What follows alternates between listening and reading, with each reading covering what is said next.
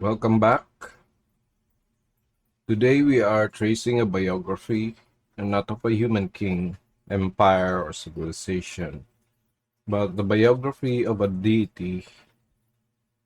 We are exploring the rise and fall of Yahweh. Before we step into the ancient sands, let us clarify our boundaries. Our exploration today is strictly focused on Yahweh himself as a literary and historical figure in ancient text. We must keep in mind that what his followers say, claim, or do in his name can often defame or distort his character. We will not be detailing or identifying those human actions today. Instead, we simply acknowledge a universal truth that humans do this all the time. We see it with Jesus, and we see it across history. We see it in churches today. People make things up, misunderstand their deities, and weaponize divine names for political, social, or personal reasons. Our focus remains on the textual trajectory of the deity himself, a kind of broad overview of what happened to him. To understand Yahweh, we have to go back to his documented beginnings. We start where Moses frames the cosmic geography in the book of Deuteronomy, specifically chapter 32. In the oldest manuscripts, we learn that when the Most High El divided the nations and set boundaries for the peoples, he did so according to the number of the sons of God, which means each deity was assigned a specific inheritance, a specific nation to govern, and Yahweh's share, Moses tells us plainly, Yahweh's portion was his people, Jacob. It was his allotted inheritance. In the beginning, Yahweh was not the universal ruler of the cosmos. He was a regional deity, a sibling among other divine sons, handed one specific tribe by the supreme creator. Now, how did he become this global, worldwide God, right? So we learned that deities, like fast forward to the book of Psalms, specifically Psalms 82, we see there that we shift to the divine council.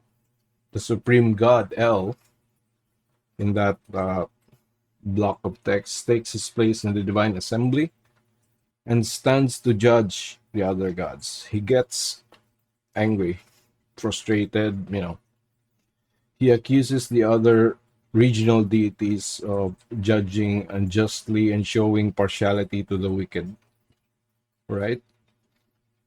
Because of their cosmic failure, El issues a radical decree. She strips the authority of the other gods, telling them they will die like mortals.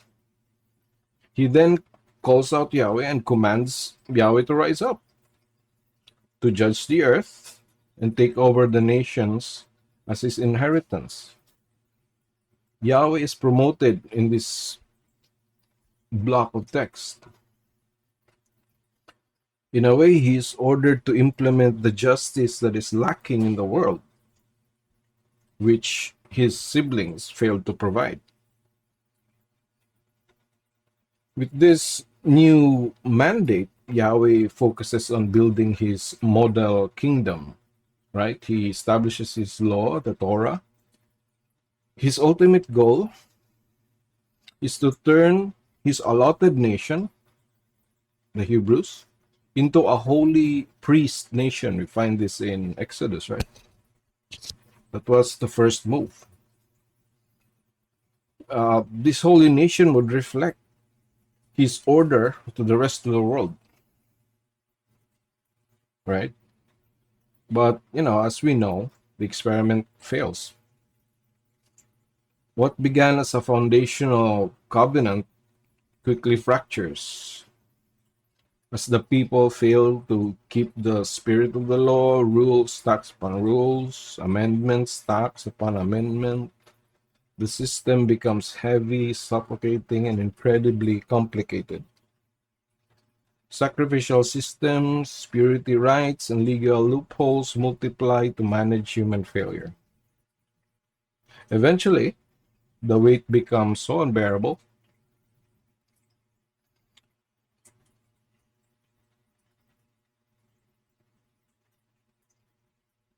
no one could take it, right? Even Yahweh was became crazy.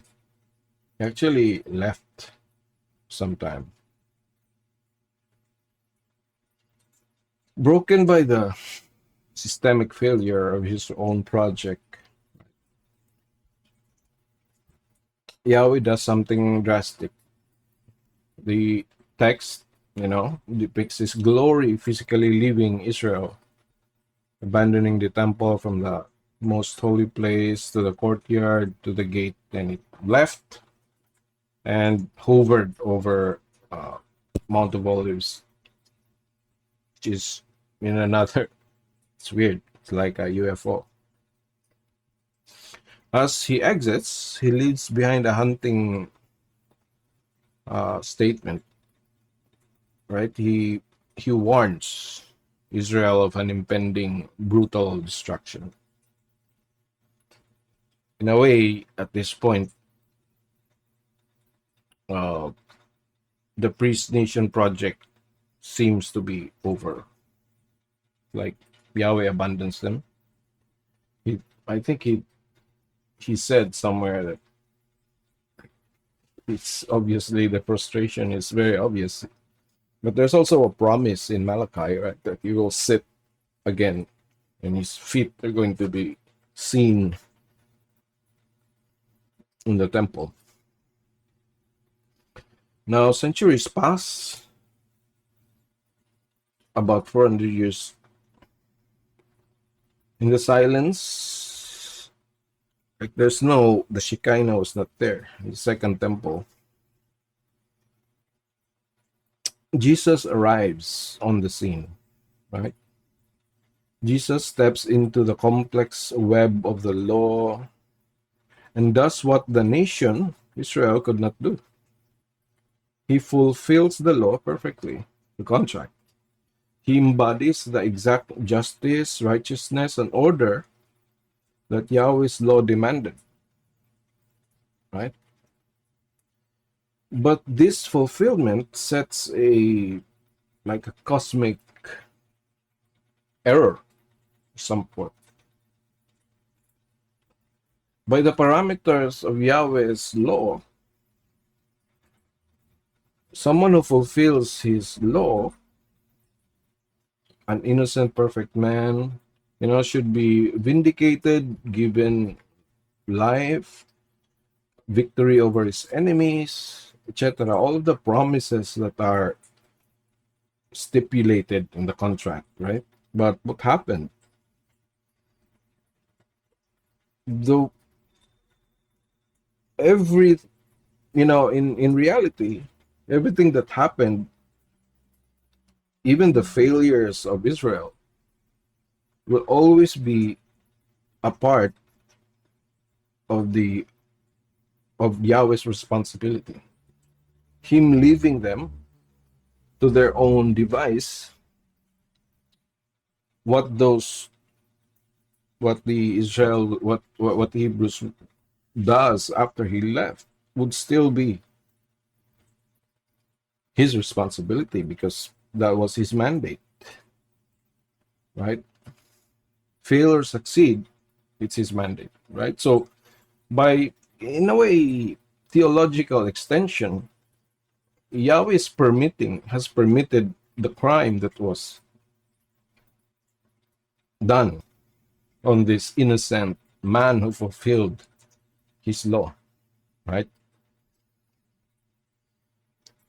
In a way, he permits this by not being there. And since, especially, that the people who ordered the crucifixion of Jesus stood on his law to, call on the Romans, which is their supposedly their enemy, to kill him. So it was basically the law. Somehow, something about this, everything that Yahweh has done, even if he didn't do it personally, just by leaving everything into the hands of the Israelites, or the Jews in that time, it was his responsibility by theological extension, or by rule. He would still have to answer to El. And now, what happens is this perfect man, innocent man, dies in his hands, essentially. So, in a way, it was like Yahweh killed him, So in doing so, the irony is realized. The God who was promoted to implement universal justice proves himself to be fundamentally unjust. He violates the very legal perfection he demanded.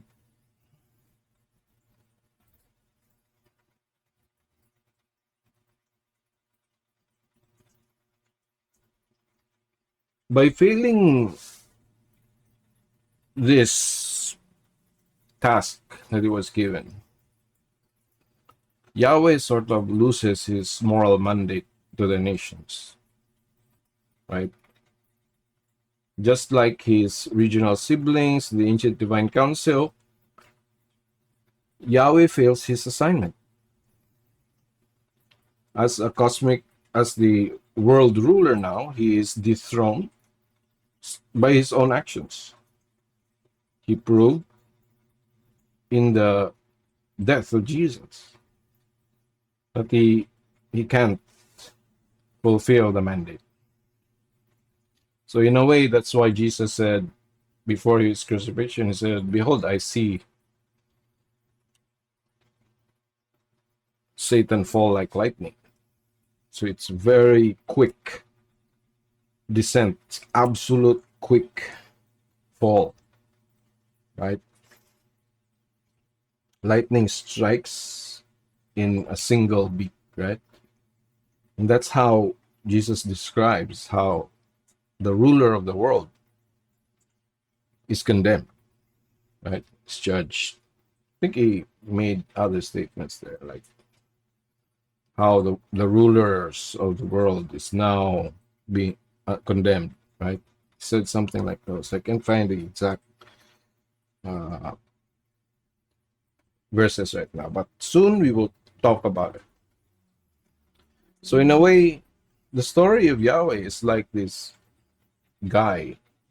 Like he was always, to me, I imagine him to be not on the forefront because he was just given this nomadic people, like a very small nomadic people who wanders the desert, right? And he was given this people, he never really thought of them, just promised certain things, but never really, he helped them, right? Some way, if we follow the reasoning of the Old Testament, he helped them, saved them from the famine, made Joseph, made their standing in Egypt great, but then he devastates Egypt after he gets the new mandate now. So he parks his people, so you would say his flock, he parks them in Egypt, and there they prospered, right? And then he gets the new mandate.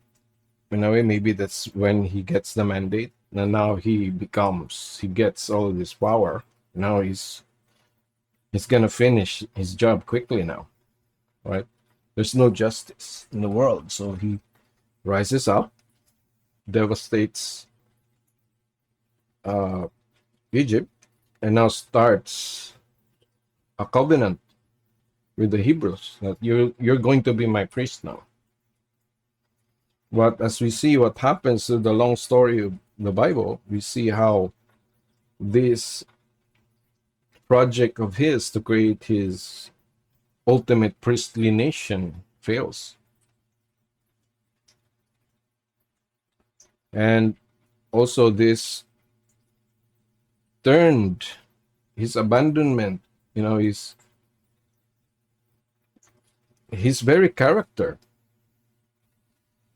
has made the law and all of the other laws to be mistaken. People now began to try to live up to the law as if it was the way